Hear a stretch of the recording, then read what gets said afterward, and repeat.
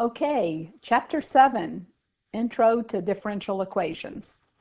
A differential equation is any equation that involves one or more derivatives of a function.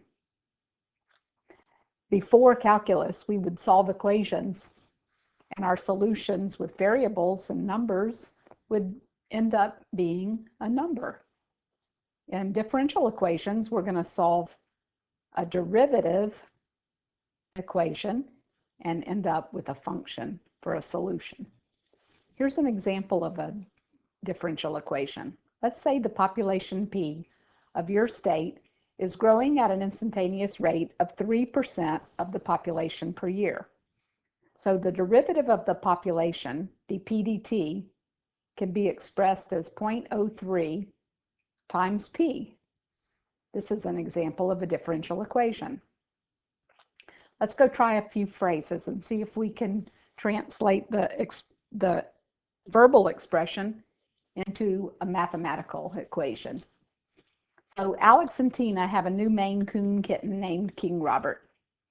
And Robert's gaining weight, W, at a rate that's inversely proportional to his age, T, in months. So inversely proportional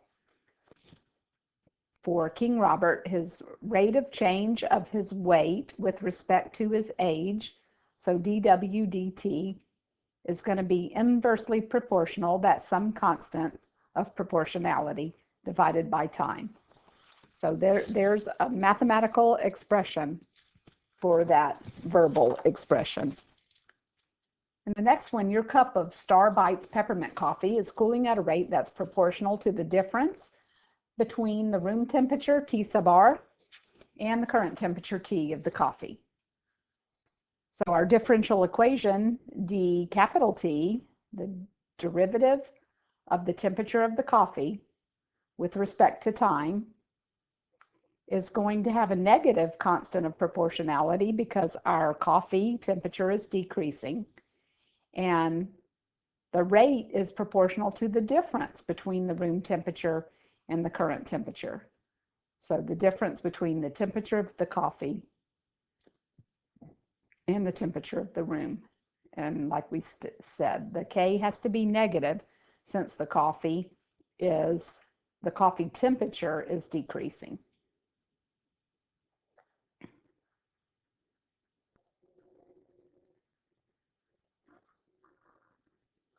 Okay, so converting verbal expressions into differential equations will be an important concept that we need. Another idea is for us to find different ways to write differential equations. So each one of these examples on this slide says basically the same thing, and the general solution is going to be represented by a family of curves, but we'll see that later in the unit. Here's some notation methods. This first one is just using the y prime notation, saying that 3 times the first derivative plus the second derivative is equivalent to 4 times the function itself. And each one of these is a different representation, whether it's the y prime notation or function notation where y is a function of x, or the Leibniz notation. So in this example, we want to show that both 2e to the x and e to the negative 4x, both of those class of functions, which belong to the exponential function family, that they both satisfy the differential equation y double prime plus 3y prime is equivalent to 4y. And we want to be able to show that or verify, justify that this is true. So let's take, for example, 2e to the x. We need to find the first derivative and the second derivative in order to substitute those into our differential equation. And in this case, that's really pretty simple since the first derivative and the second derivative and the function are all the same. And we're going to verify that y double prime plus 3y prime is equivalent to 4y. That's our problem right there. Okay, so substituting 2e to the x and 3 times y prime, 2e to the x, is that equivalent to 4 times the function, 2e to the x? And collecting like terms, 2e to the x and 6e to the x, is that equivalent to 8e to the x? So yes, that's a true statement, which means that y equals 2e to the x. Let's put this in a sentence here. This is what we found. Y equals 2e to the x is a solution to the differential equation y double prime plus 3y prime equals 4y. Here's one for you to try. Oh, we lost one.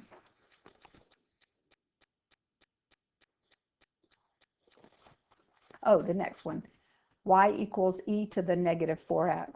I'm going to add a piece of paper here. So we want to know, is y equals e to the negative 4x also a solution to y double prime plus 3y prime?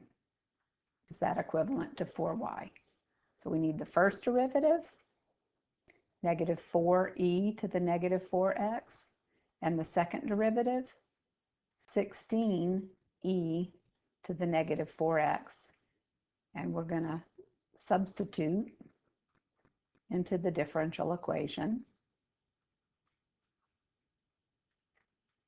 and evaluate that to show that it's true. So that's our question. Are these two statements equivalent? So 16e to the negative 4x minus 12e to the negative 4x, is that equivalent to e to the negative 4x? And yes, that's true. So same as before, we know y equals e to the negative 4x is a solution to y double prime plus 3y prime equals 4y. In this example, we're given, it's similar to the last example, we're given the derivative and we're given the function, and we want to know, is this derivative a solution of this equation? So what I would want to do is figure out what the derivative for y is, because I need to know that this derivative is the derivative of this function. So we've got y is 3e to the negative a half x plus 15. That derivative is 3 times negative a half, so negative 1.5 e to the negative, whoa, need to erase that. Got carried away. Negative a half x, the derivative of 5 is 0, or I'm sorry, the derivative of 15 is 0. And we want to know, is this derivative the same as this? Well, I see this little y here. I need to substitute this y in for that y. So we want to check that to see if it's valid or not. So dy dx is a half 15 minus y, and our y is 3e to the negative half x plus 15. Okay. Then to simplify that, we've got a half, and this 15 minus this 15, that's gone. We have a half times negative 3e to the negative 1/2 x, and that derivative is negative 1.5 e to the negative 1/2 x, and this derivative matches this derivative. So we can say, yes, this is true. It's a solution. This is a solution to the differential equation. This being the differential equation, this is my function. My solution to a differential equation is a function, not a number.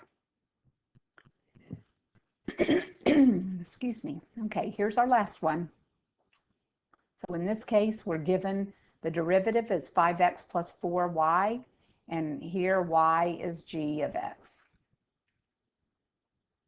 So just like the one previous, the derivative is 4x cubed minus 5. We're trying to come to some agreement here, and our derivative is 5x plus 4y. Our y is x to the fourth minus 5x, and we're dividing that by x. So simplifying, we've got 5x plus 4x to the fourth minus 20x divided by x. Simplify that. 5x over x is 5. 4x to the fourth over x is 4x cubed. And 20x over x is 15 is 20x. I'm getting ahead of myself here. Is 20. The x's cancel. 5 minus 20 gives us 4x cubed minus 15. This derivative is not a match for this derivative, so the answer is no. This differential equation does not have the solution x to the fourth minus 5x. All right, so that's easy verifying, justifying. Now, let's say we have a function y equals f of t, or in this case, we have a differential equation, dy dx is 3x squared, and we want to find a general solution.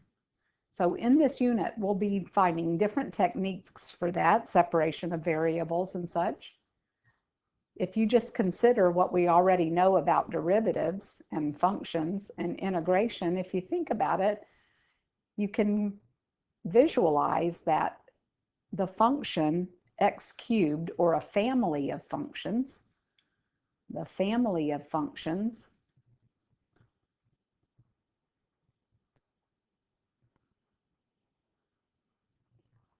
would have derivatives of 3x squared anywhere along the curve.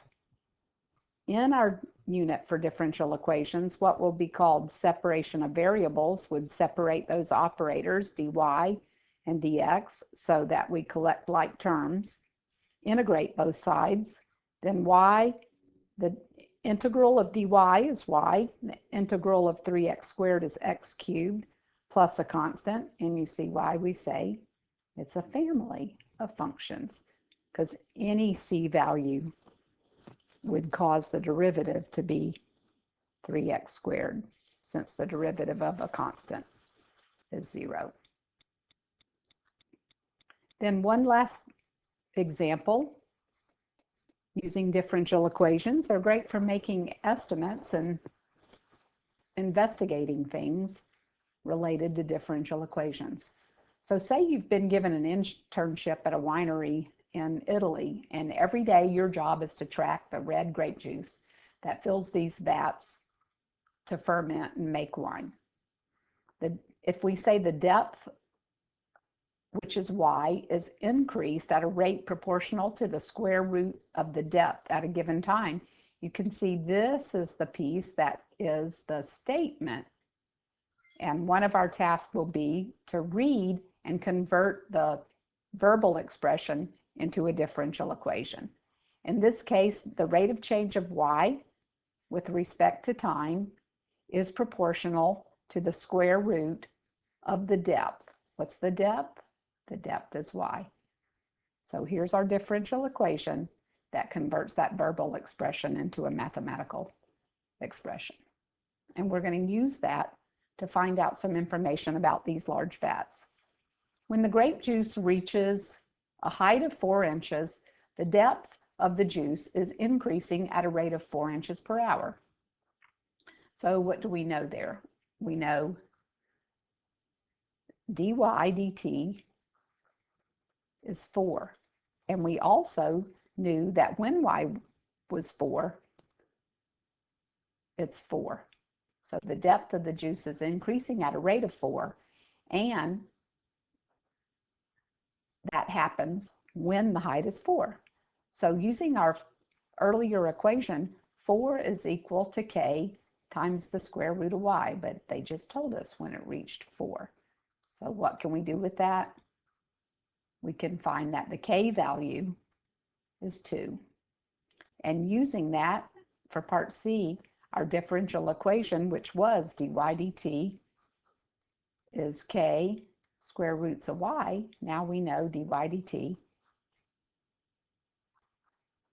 is 2 times the square root of y. So we've got a differential equation that gives us a rate based on some initial amounts, and we're going to use that information to do a little investigation. Now this is just going to be an estimate, and we're going to complete the table using that previous chart, that previous differential equation. So if the depth is the y value, and we have 0 for the depth, 2 times the square root of 0 gives us 0 initially. When the depth is 4, 2 times the square root of 4 is going to be 4, and 2 times the square root of 9 would give us 6, and so on, to complete the table. So now we know what the depth is. It doesn't depend on the amount of time. It's just the depth. But the rate is changing in inches per hour. Set up 2 pages here. Okay. Now, if the vintner needs to know the depth of the juice at any time, that's why he hired you. What fact do we need in order to find an answer for our boss? Well, we would need the initial amount.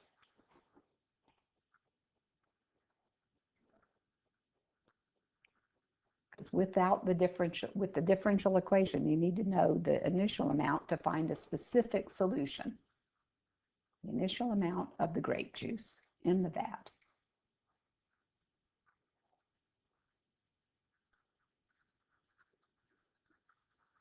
Now, suppose that there were 4 inches of grape juice initially. That's this 4 right here.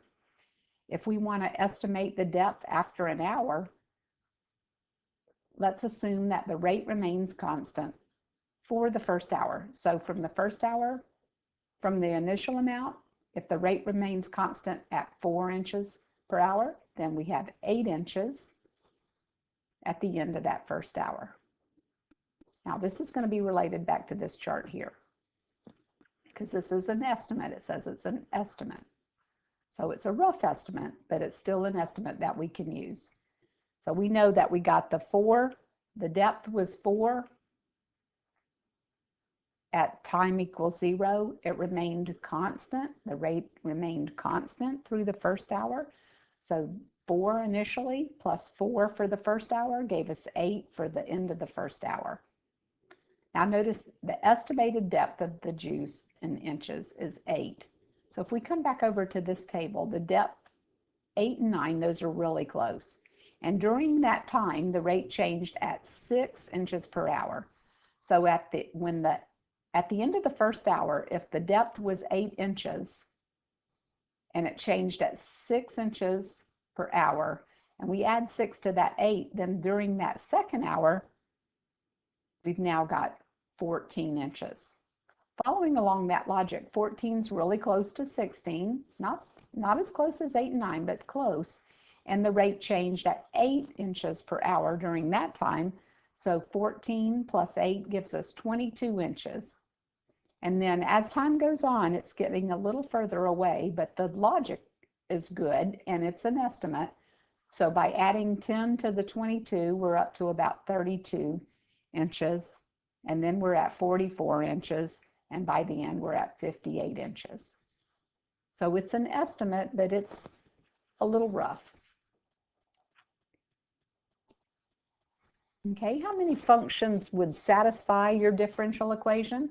Well, we saw earlier with the x cubed graph in example 3, I believe, no, example 4, that moving that c value, we would have an infinite number of solutions, just depending on where that initial value was.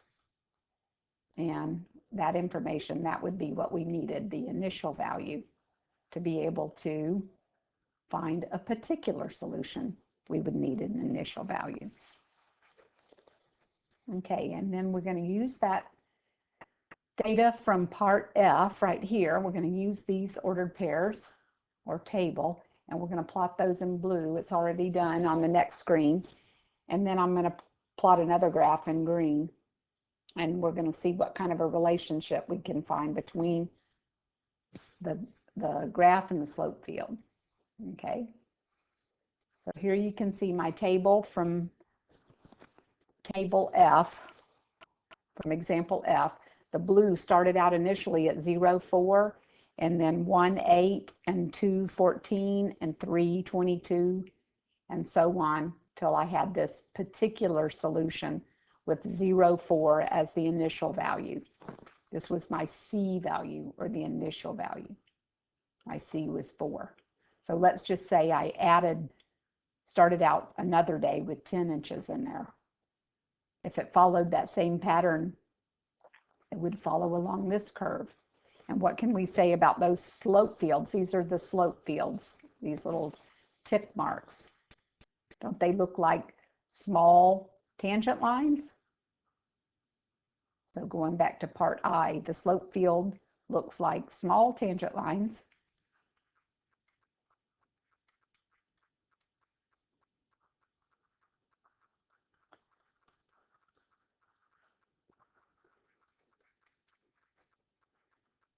And notice where they're located. They're at some x value.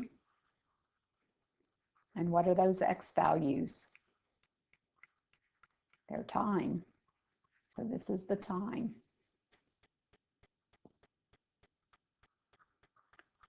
So what are those little slopes? They're actually the rates, or the derivative. The derivative is a rate. They're the rates of how fast the depth of the grape juice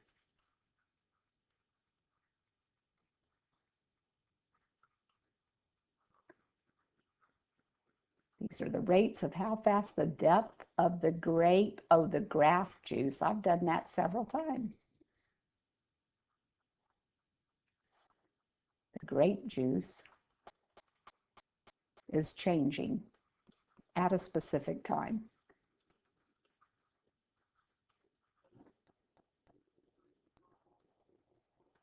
So basically, we've looked at how to convert verbal expressions into differential equations, how to verify that a differential equation has a particular solution, and we have used a differential equation with some initial amounts to investigate some real-life exploration. Our next lesson will cover slope fields.